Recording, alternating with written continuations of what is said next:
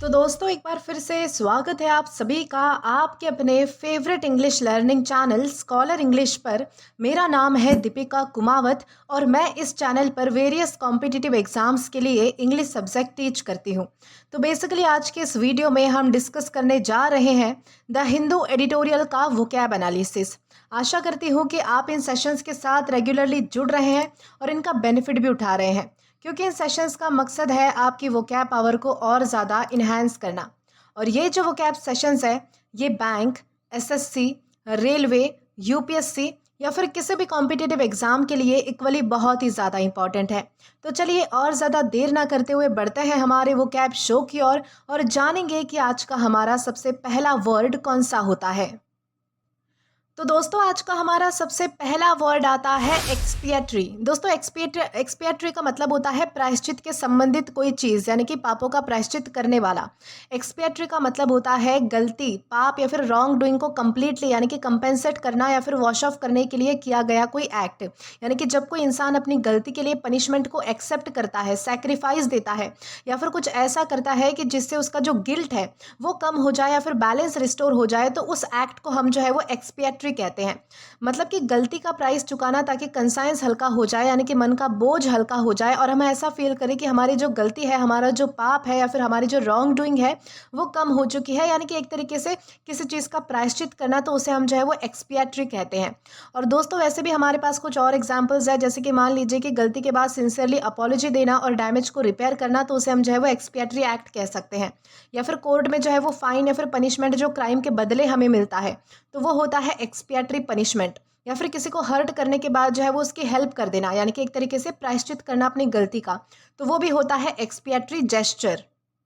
यानी कि simple words में आपको इतना ध्यान रखना है कि एक्सपिएटरी का मतलब होता है done to make amends for guilt और रॉन्ग डूइंग, यानी कि अपनी गलती का, यानी कि अपनी जो भी कोई गलती होती है, कोई पाप किया है या फिर कोई रॉन्ग डूइंग है, कोई मिस्टेक हुई है, तो उसका प्रायश्चित करना, उसके बदले में जो है वो कोई मतलब कि किसी की मदद कर देना या फिर पनिशमेंट एक्सेप्ट करना, सेक्रीफाइस देना या फिर कुछ ऐसा करना जिससे कि हमारा गिल्ट कम हो जाए, तो उसे हम जो है वो एक्सपिएटरी कह सकते हैं। यानी कि सिंपली आपको इतना ध्यान रखना है कि प्रायश्चित करना या फिर ये जो वर्ड है वो प्रायश्चित के संबंधित है, आपको इतना ध्यान रखना है। और दोस्तों ये हमारे पास जो है वो पार्ट्स ऑफ स्पीच में एग्जेक्टिव है, यानी कि विशेषण है। दोस्तों अब अगर बात करें इसके सिनोनिम की, तो सिनोनिम में हमारे पास है अटोनिंग, पेनिटेंशियल एंड कॉम्पेंसेटरी। दोस्तों अटोनिंग का मतलब होता है प्रायश्चित करने वाला, जो अपनी गलती का प्रायश्चित करता है तो उसे हम अटोनिंग कह सकते हैं। पेनिटेंशियल का मतलब होता है पश्चाताप करने वाला, यानी कि जिसको जो है वो गलती के बाद पछतावा होता है, तो उसे हम पेनिटेंशियल कह सकते हैं। और कॉम्पेंसेटरी का मतलब होता है क्षतिपूर्ति करने वाला, यानी कि डैमेज का या फिर नुकसान की भरपाई करने वाला, तो उसे हम जो है वो मतलब कि कॉम्पेंसेटरी कह सकते हैं। तो ये सारे हमारे क्या हो गए, तो ये हमारे हैं सिनोनिम्स। इसी के साथ हम एंटोनिम्स की तरफ बढ़ेंगे। तो दोस्तों अब अगर बात करें इसके एंटोनिम की, तो एंटोनिम में हमारे पास है अनरेपेंटेंट, अनअपोलोजेटिक या फिर रिमॉर्सलेस। दोस्तों अनरेपेंटेंट का मतलब होता है पश्चातापहीन, यानी कि जिसको किसी भी तरीके का पछतावा नहीं होता है, जिसके मन में पछतावे की भावना नहीं होती है, तो उसे हम कह सकते हैं अनरेपेंटेंट।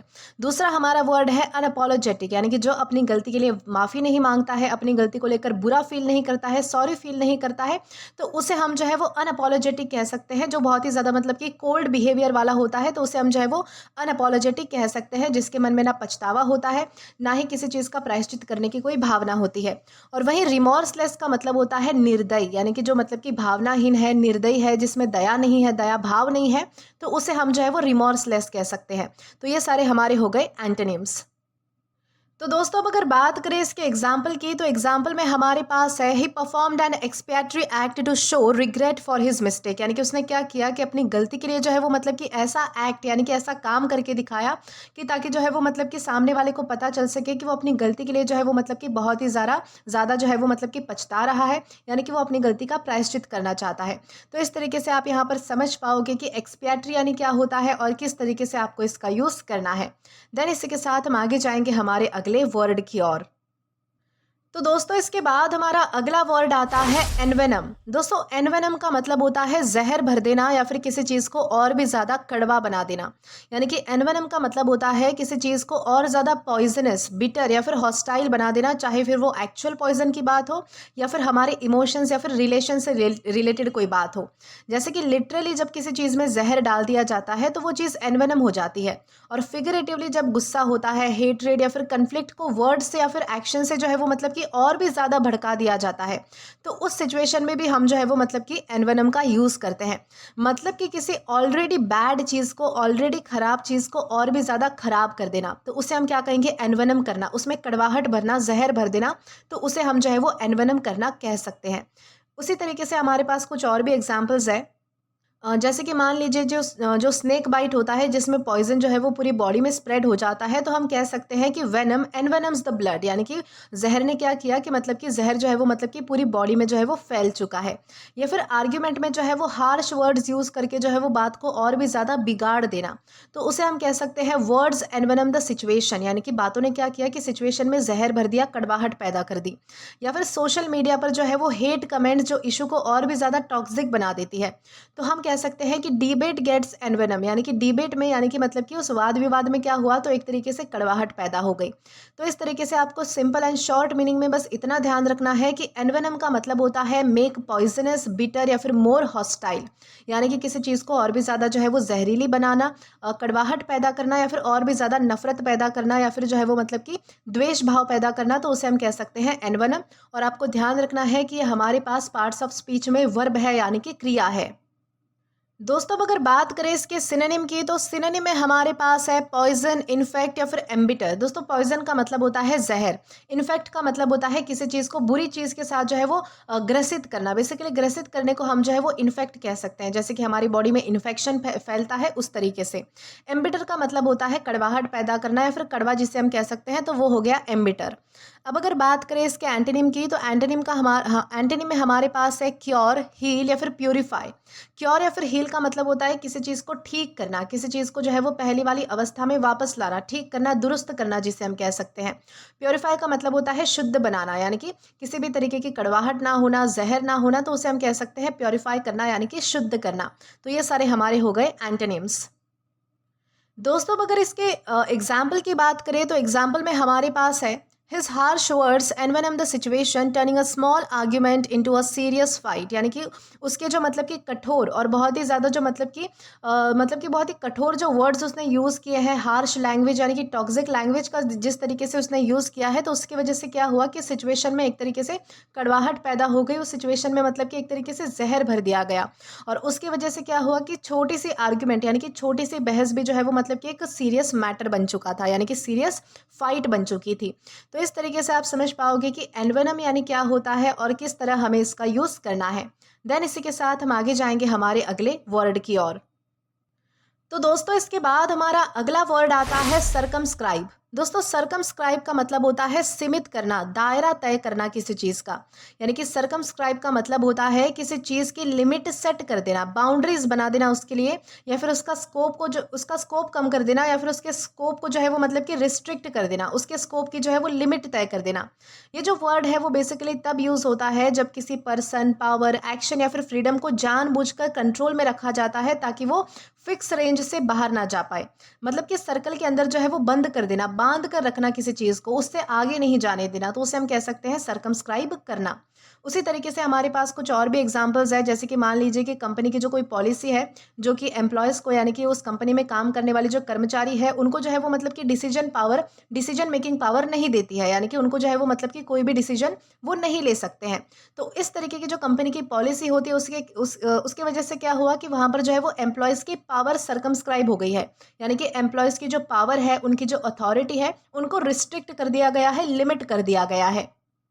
या फिर दूसरा एग्जाम्पल बताऊं तो पेरेंट्स का स्ट्रिक्ट रूल होता है कि जिससे जो है वो मतलब कि बच्चों को ज़्यादा बाहर जाने के लिए नहीं मिलता है, आउटिंग के ऑप्शंस जो है वो बच्चों के लिए लिमिटेड हो जाते हैं, तो उसे हम कह सकते हैं कि वहाँ पर जो है वो मतलब कि बच्चों की जो आज़ादी है या फिर जो फ्रीडम है वो सर्कमस्क्राइब हो चुका है। या फिर गवर्नमेंट के लॉ जो होते हैं जो मीडिया के एक्शंस को कंट्रोल करते हैं, तो वो होता है एक्शन से सर्कमस्क्राइब, यानी कि वहाँ पर जो है वो मतलब कि मीडिया के एक्शन जो है वो लिमिटेड हो चुके हैं। तो इस तरीके से आपको समझना है सिंपल एंड शॉर्ट मीनिंग के लिए कि सर्कमस्क्राइब का मतलब होता है कि सेट लिमिट्स, रिस्ट्रिक्ट या फिर डिफाइन बाउंड्रीज, यानी कि किसी चीज़ का जो मतलब कि दायरा तय कर देना, उसकी लिमिट सेट कर देना या फिर उसकी बाउंड्रीज बना देना ताकि वो उससे आगे ना जा सके, तो उसे हम कहते हैं सर्कमस्क्राइब करना। और दोस्तों ध्यान रखिएगा कि हमारे पास पार्ट्स ऑफ स्पीच में वर्ब है, यानी कि क्रिया है। अब अगर बात करें इसके सिनोनिम की, तो सिनोनिम में हमारे पास है लिमिट, रिस्ट्रिक्ट या फिर कन्फाइन। दोस्तों इसका मतलब होता है कि किसी चीज़ को मतलब कि दायरे में रखना। लिमिट, रिस्ट्रिक्ट का मतलब होता है बांध के रखना, कन्फाइन का भी मतलब होता है एक तरीके से जो है वो मतलब कि बंधन में रखना। तो उसे हम कह सकते हैं लिमिट करना, रिस्ट्रिक्ट करना या फिर कन्फाइन करना, यानी कि मतलब कि किसी चीज़ की लिमिट सेट कर देना, बाउंड्रीज बना देना या फिर उसकी मतलब कि स्कोप को कम कर देना, तो उसे हम कह सकते हैं लिमिट करना, रिस्ट्रिक्ट करना या फिर कन्फाइन करना। वहीं एंटोनिम की तरफ आए तो एंटोनिम में हमारे पास है एक्सपैंड, एक्सटेंड या फिर ब्रॉडन, यानी कि किसी चीज़ को फैलाना, किसी चीज़ की जो है वो मतलब कि लिमिट्स और भी ज़्यादा मतलब कि बढ़ा देना, एक्सपैंड कर देना, इंक्रीज कर देना, बढ़ा देना, एक्सटेंड कर देना, तो उसे हम कह सकते हैं ब्रॉडन करना, यानी कि और भी ज़्यादा फैलाना। तो उसे हम कहेंगे एक्सपैंड, एक्सटेंड या फिर ब्रॉडन, जो कि हमारे क्या है, तो एंटोनिम्स है।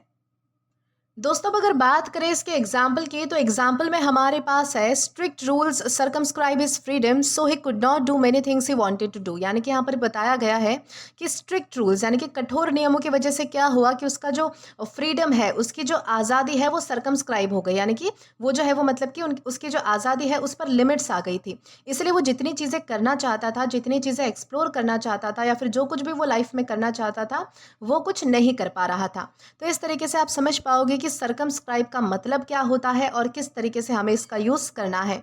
देन इसी के साथ हम आगे जाएंगे हमारे अगले वर्ड की ओर।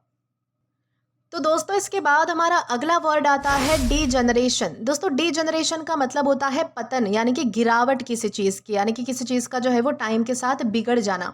बेसिकली डी जनरेशन का मतलब होता है कि किसी चीज़ की धीरे धीरे क्वालिटी, लेवल या फिर कंडीशन का गिरते जाना, चाहे वो हमारी हेल्थ हो, कोई वैल्यूज़ हो, सिस्टम हो या फिर बिहेवियर हो।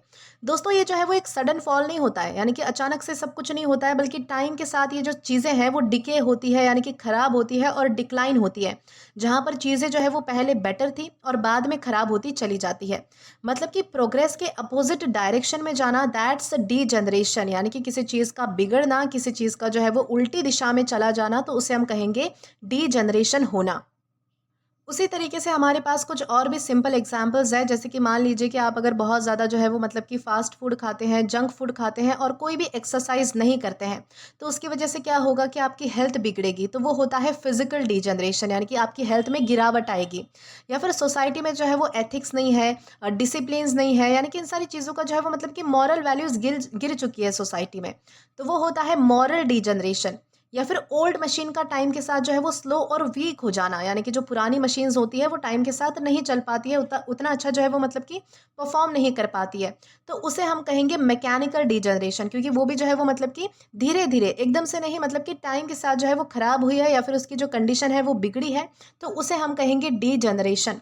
यानी कि सिंपल वर्ड्स में आपको इतना ध्यान रखना है कि डी जनरेशन का मतलब होता है ग्रेजुअल डिक्लाइन, यानी कि टाइम के साथ जो है वो किसी चीज़ की गिरावट होना, पतन होना किसी चीज़ का, या फिर डेटेरियोरेशन ओवर टाइम, यानी कि किसी चीज़ का जो है वो मतलब कि टाइम के साथ बिगड़ना, तहस नहस हो जाना या फिर बर्बाद हो जाना, तो उसे हम कहेंगे डी जनरेशन।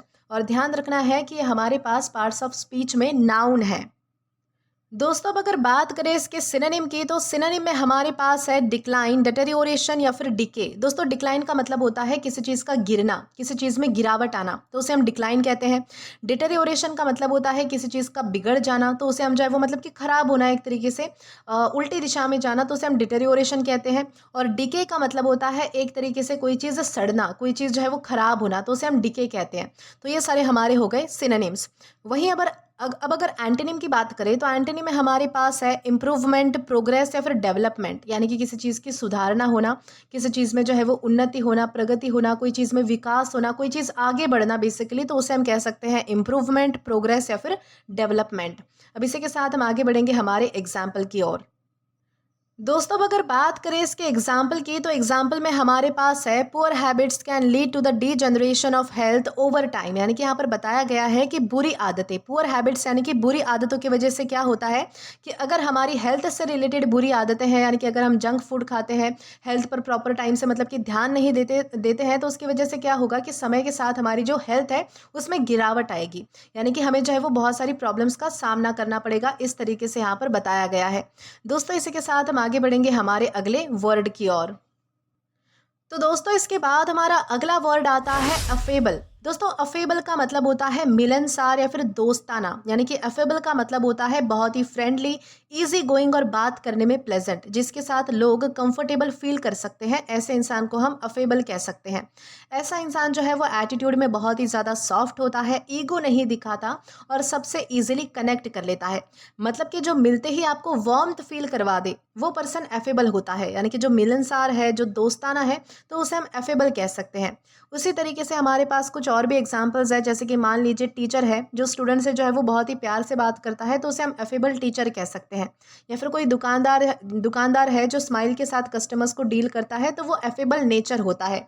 या फिर पार्टी में है कोई बंदा जिससे जो है वो बात करना बहुत ही इजी लगता है, यानी कि अगर आपका वो जान पहचान का भी नहीं है, लेकिन पहली बार में ही आप उसके साथ जो है वो बहुत ही फ्रेंडली और कंफर्टेबल महसूस करते हो, तो वो अफेबल पर्सन होता है। यानी कि सिंपल वर्ड्स में आपको इतना ध्यान रखना है कि अफेबल का मतलब होता है फ्रेंडली, प्लेजेंट या फिर इजी टू टॉक टू, यानी कि जिसके साथ जो है वो दोस्ती करना आसान है, जो बहुत ही ज़्यादा घुल मिल कर रहने वाला है, मिलनसार है, प्लेजेंट है यानी कि बहुत ही ज़्यादा अच्छा है, या फिर जिससे बातें करना बहुत ही कंफर्टेबल और ईजी है, तो उसे हम कहेंगे अफेबल। यानी कि ये जो वर्ड है वो बेसिकली पर्सन के कॉन्टेक्स्ट में यूज़ होता है। और साथ ही साथ आपको ये भी ध्यान रखना है कि हमारे पास पार्ट्स ऑफ स्पीच में एग्जेक्टिव है, यानी कि विशेषण है। दोस्तों अब अगर बात करें इसके सिनोनिम की, तो सिनोनिम में हमारे पास है फ्रेंडली, एमिएबल या फिर वार्म। दोस्तों फ्रेंडली का मतलब होता है जो बहुत ही मतलब कि मित्रपूर्ण होता है, मैत्रीपूर्ण जिसे हम कह सकते हैं, यानी कि जो सबसे जो है वो मतलब कि अच्छे से बातें करता है, फ्रेंडली है, मिलनसार है, तो उसे हम फ्रेंडली कह सकते हैं।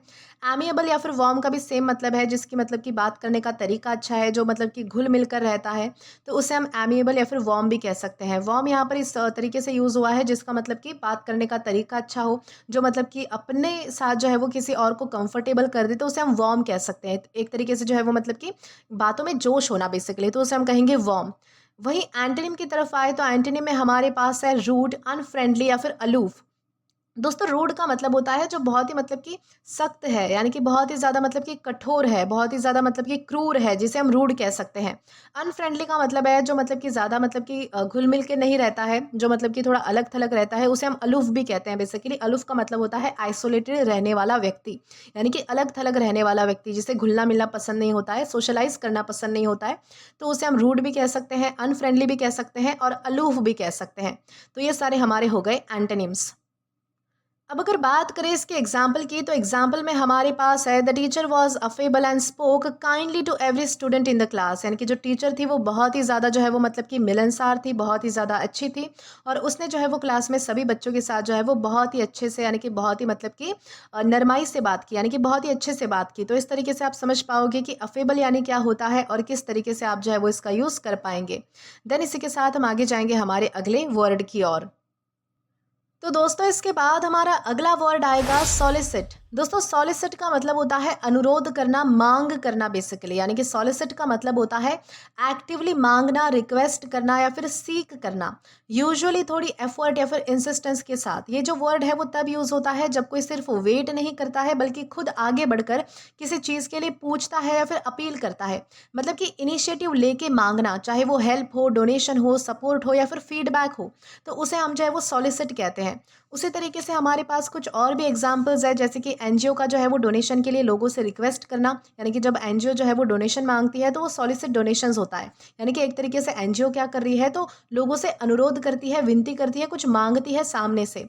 या फिर कंपनी का जो है वो कस्टमर्स से जो है वो मतलब कि फीडबैक मांगना अपनी चीज़ों को लेकर, तो वो सॉलिसिट फीडबैक होता है। या फिर इवेंट के लिए जो है वो स्पॉन्सरशिप के लिए अप्रोच करना, तो वो सॉलिसिट स्पॉन्सर्स होता है।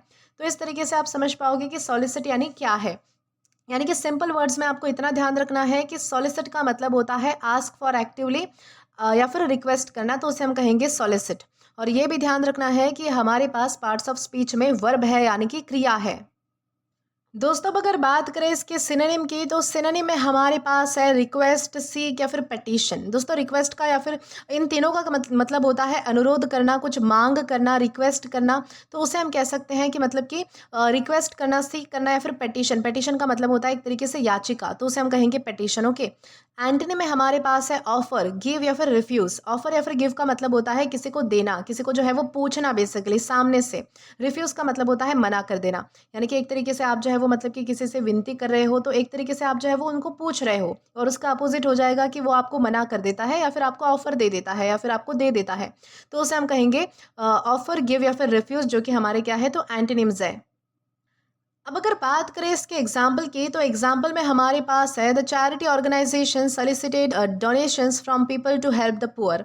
यानी कि जो चैरिटी ऑर्गेनाइजेशन है, उन्होंने क्या किया कि डोनेशंस जो है वो मतलब कि उसे मांगे, यानी कि लोगों से जो है वो मतलब कि पैसे मांगे, डोनेशन मांगा, ताकि वो जो है वो मतलब कि गरीब लोगों को हेल्प कर सके, उनकी मदद कर सके। तो इस तरीके से आप समझ पाएंगे कि सॉलिसिट यानी क्या होता है और किस तरीके से हमें इसका यूज़ करना है। इसी के साथ हम आगे बढ़ेंगे हमारे अगले वर्ड की ओर। तो दोस्तों, इसके बाद हमारा अगला वर्ड आता है रिक्रिएंट। दोस्तों, रिक्रिएंट का मतलब होता है डरपोक या फिर विश्वासघाती। यानी कि रिक्रिएंट का मतलब होता है जो ड्यूटी, वैल्यूज और करेज से पीछे हट जाए, स्पेशली जब कोई मतलब कि बहुत ही मुसीबत वाला समय आता है तब। ये जो वर्ड है वो ऐसे पर्सन के लिए यूज होता है जो अपनी जिम्मेदारी से भाग जाता है या फिर मॉरली वीक प्रूव हो जाता है। मतलब कि जब स्टैंड लेने का टाइम आता है तो डर के मारे, कोई सेल्फिश रीजन की वजह से जो है वो मतलब कि पीछे हट जाना, तो उसे हम कहेंगे रिक्रिएंट, या फिर ऐसा पर्सन जो है वो रिक्रिएंट कहलाता है। उसी तरीके से हमारे पास कुछ और एग्जांपल्स है, जैसे कि मान लीजिए कि कोई टीम लीडर है जो प्रेशर आते ही प्रोजेक्ट को छोड़ दे, तो उसे हम रिक्रिएंट लीडर कह सकते हैं। या फिर आपका जो फ्रेंड है वो मुश्किल समय आते ही आपका साथ छोड़ देता है, तो वो रिक्रिएंट फ्रेंड है। यानी कि एक तरीके से आपका, यानी कि आपके साथ उसने विश्वासघात किया है, आपका भरोसा तोड़ा है, या फिर वो थोड़ा डरपोक है, इसलिए वो पीछे हट चुका है, तो उसे हम कहेंगे रिक्रिएंट। यानी कि सिंपली आपको इतना ध्यान रखना है, रिक्रिएंट का मतलब होता है कावर्डली, ड्यूटी से पीछे हटने वाला या फिर मॉरली वीक, तो उसे हम कहेंगे रिक्रिएंट। और दोस्तों, साथ ही साथ ये भी ध्यान रखना है कि हमारे पास पार्ट्स ऑफ स्पीच में एग्जेक्टिव है, यानी कि विशेषण है। सिनोनिम की बात करें तो सिनोनिम में हमारे पास है कावर्डली, फेथलेस या फिर ट्रेटर। दोस्तों, कावर्डली का मतलब होता है डरपोक, फेथलेस का मतलब होता है जिसमें हम भरोसा नहीं कर सकते, ट्रेटर का मतलब होता है गद्दार।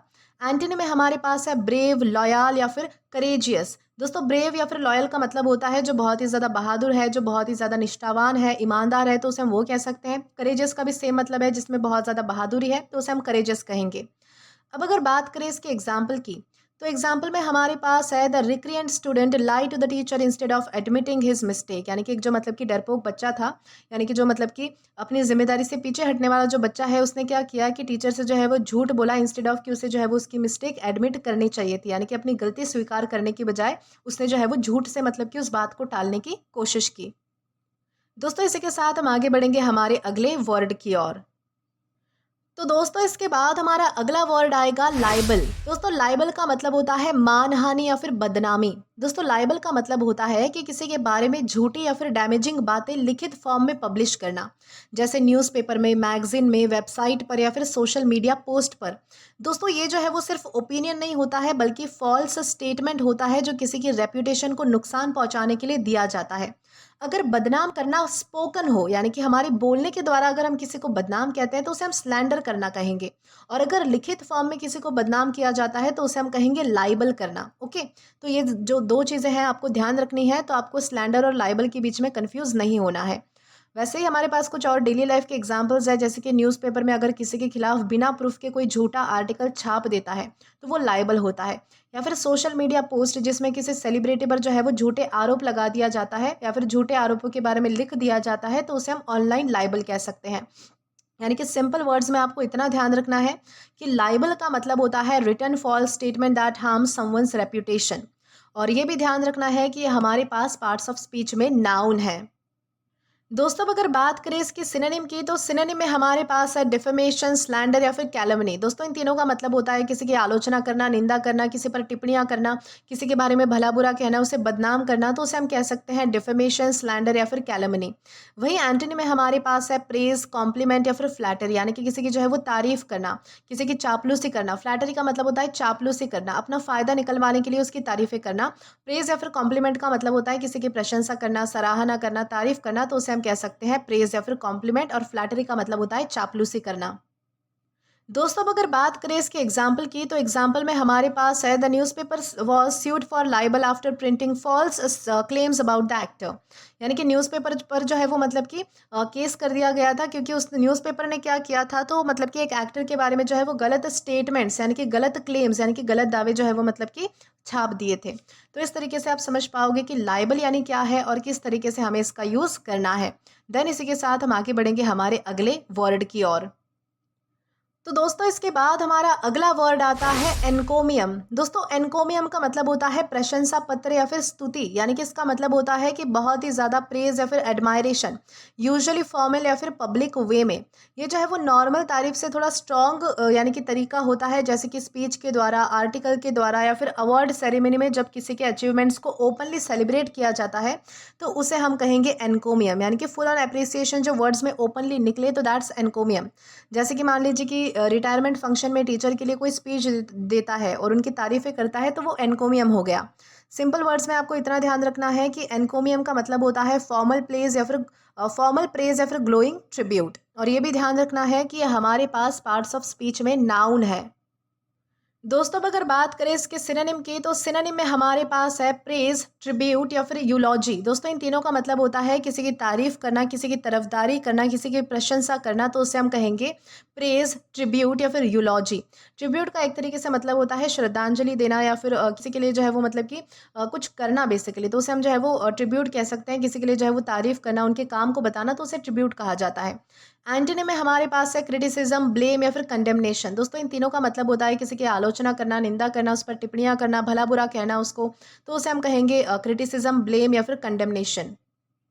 अब अगर बात करें इसके एग्जाम्पल की, तो एग्जाम्पल में हमारे पास है the principal gave an encomium for the student who won the national award. यानी कि यहाँ पर बताया गया है कि एक प्रिंसिपल ने क्या किया कि स्टूडेंट के लिए जो है वो एनकोमियम दिया। एनकोमियम दिया यानी कि या तो स्पीच के द्वारा हो सकता है या फिर लेटर के द्वारा हो सकता है। उन्होंने जो है वो तारीफ की उस स्टूडेंट की, क्योंकि उसने जो है वो नेशनल अवार्ड जीता था। तो इस तरीके से आपको समझना है कि एनकोमियम यानी क्या होता है। दोस्तों, इसी के साथ हम आगे बढ़ेंगे आज के हमारे लास्ट वर्ड की ओर। तो दोस्तों, इसके बाद हमारा आज का लास्ट वर्ड आता है सिनर्जी। दोस्तों, सिनर्जी का मतलब होता है सहयोग से उत्पन्न शक्ति या फिर तालमेल, जिसे हम कह सकते हैं। यानी कि सिनर्जी का मतलब होता है कि जब दो या फिर ज़्यादा लोग, जैसे कि टीम्स या फिर कोई चीज़ें साथ मिलकर काम करते हैं और रिजल्ट उनके इंडिविजुअल एफर्ट से भी बेटर निकल कर आता है, तो उसे हम सिनर्जी कहेंगे। यानी कि 1+1=3 जैसा इफेक्ट जो होता है, उसे सिनर्जी कहा जाता है। ये जो वर्ड है वो बेसिकली टीम वर्क के लिए, कोलैबोरेशन के लिए और कोऑर्डिनेशन के लिए यूज़ होता है, जब कंबाइन एफर्ट से एक्स्ट्रा पावर क्रिएट हो जाती है, मतलब कि साथ आने से मैजिक हो जाता है, तो दैट्स सिनर्जी। यानी कि अकेले आप जो काम नहीं कर पाते, वो अगर आप जो है वो टीम के साथ करोगे तो उसका इफेक्ट ज़्यादा होगा, तो उसे हम क्या कहेंगे, सिनर्जी कहेंगे। यानी कि बहुत सारे लोगों के सहयोग से जो उत्पन्न शक्ति होती है, तो उसे हम सिनर्जी कहते हैं। उसी तरीके से हमारे पास कुछ और भी एग्जांपल्स है, जैसे कि मान लीजिए कि अगर आप ग्रुप स्टडी करते हो, सब मिलकर जो है वो मतलब कि पढ़ते हैं और उसका जो रिजल्ट आता है वो मतलब कि अगर आप अकेले पढ़ो तो उससे भी और भी ज़्यादा अच्छा आएगा। क्योंकि अगर आप जो है वो मतलब कि ग्रुप में स्टडी करते हो, तो 5 लोगों के आइडियाज़ आपको सुनने के लिए या फिर देखने के लिए मिलेंगे कि इस चीज़ पर, इस पर्टिकुलर टॉपिक पर जो है वो मतलब कि औरों के क्या आइडियाज़ है, औरों को क्या विचार है, तो आप 5 चीज़ें एक्स्ट्रा सीखोगे वहाँ से। अगर आप अकेले पढ़ते तो उतना ज़्यादा अच्छा रिजल्ट आपको नहीं मिलता, लेकिन आप अगर आप ग्रुप स्टडी करते हो तो वहाँ पर जो है वो मतलब कि सब मिलकर पढ़ते हैं और रिजल्ट बेटर आता है, तो उसे हम कहेंगे सिनर्जी। यानी कि एक तरीके से टीम वर्क या फिर कोऑर्डिनेशन जिसे हम कह सकते हैं, तो वही हमारा सिनर्जी होता है। सिंपल वर्ड्स में आपको इतना ध्यान रखना है कि सिनर्जी का मतलब होता है combine effort producing greater result than individual effort. यानी कि अकेले की मेहनत से ज़्यादा कंबाइन लोगों की मेहनत में ज़्यादा रिजल्ट मिलना, तो उसे हम कहेंगे सिनर्जी। और दोस्तों ध्यान रखना है कि हमारे पास पार्ट्स ऑफ स्पीच में नाउन है। अब अगर बात करें इसके सिनोनिम की, तो सिनोनिम में हमारे पास है कॉपरेशन, टीम वर्क या फिर कोलैबोरेशन, यानी कि जो है वो मतलब कि टीम के साथ काम करना, कॉपरेशन करना, सहयोग करना, कोलैबोरेशन करना यानी कि मिलना जुलना, तो उसे हम कह सकते हैं कॉपरेशन, टीम वर्क या फिर कोलैबोरेशन यानी कि साथ में काम करना।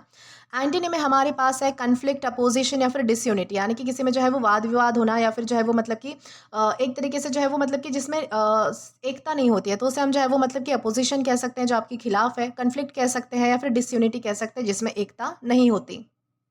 अब अगर बात करें इसके एग्जाम्पल की, तो एग्जाम्पल में हमारे पास है the synergy between the two two teams help them finish the project quickly, यानी कि जिस तरीके से दो टीम्स के बीच में जो तालमेल था उसकी वजह से क्या हुआ कि दोनों टीम्स के लिए जो है वो मतलब कि प्रोजेक्ट को टाइम पे फिनिश करना पॉसिबल हो गया। तो इस तरीके से आपको समझना है कि सिनर्जी यानी क्या है। तो दोस्तों आज के लिए बस इतना ही। आज के इस क्लास का पीडीएफ आप हमारे टेलीग्राम चैनल के थ्रू एक्सेस कर सकते हैं, और अगर आपने अभी तक हमारा टेलीग्राम चैनल ज्वाइन नहीं किया है तो टेलीग्राम पर English with Deepika Kumawat search करके या फिर डिस्क्रिप्शन में दिए गए लिंक के थ्रू भी आप हमारा टेलीग्राम चैनल ज्वाइन कर सकते हैं, ताकि आप कभी भी किसी भी नए आने वाले वीडियोज़ को लेकर कोई भी अपडेट्स को मिस ना करें। और दोस्तों अगर आपको आज का ये वीडियो पसंद आया है या फिर हेल्पफुल लगा है तो do like this video, subscribe the channel and share as much as you can. और अगर आपने इससे पहले वाले वीडियोस नहीं देखे हैं तो यहाँ पर मैंने एक प्लेलिस्ट प्रोवाइड कर दी है, जहाँ पर आप क्लिक करके वो सभी पहले वाले वीडियोस भी देख सकते हैं और एक्सप्लोर कर सकते हैं। Till then keep learning. Thank you.